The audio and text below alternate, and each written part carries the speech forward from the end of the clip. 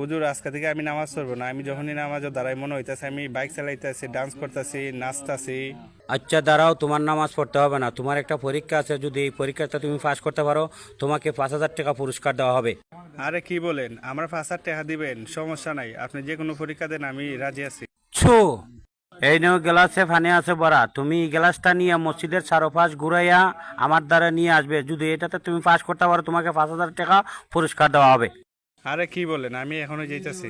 ফেলে দে পানি ফেলে দে পানি ফেলে দে পানি ফেলে দে পানি ফেলে দে পানি ফেলে দে পানি ফেলে দে পানি ফেলে দে। এই নেন হুজুর আপনার পানি, আর আমার 5,000 টাকা আমাকে দেন। আচ্ছা, পানিটা তুমি এত নিরাপদভাবে কিভাবে নিয়ে আসছো? আরে হুজুর, আমার সব মনোযোগ এই গ্লাসের ভিতরে আছিল, তাই তো আমি আস্তে আস্তে পানিটা নিয়ে আসছি। এই নাও তোমার পুরস্কার, তুমি পরীক্ষাতে পাস করেছো।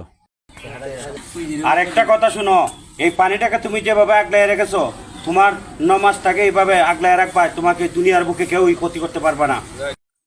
আসলে তো হুজুর, এই নেন আপনার টাকা, আজকে থেকে আমি মনোযোগ দিয়ে নামাজ পড়বো। আসসালামু আলাইকুম। ভিডিওটা ভালো লাগলে লাইক কমেন্ট শেয়ার করে পাশে থাকবেন। ধন্যবাদ সকলকে।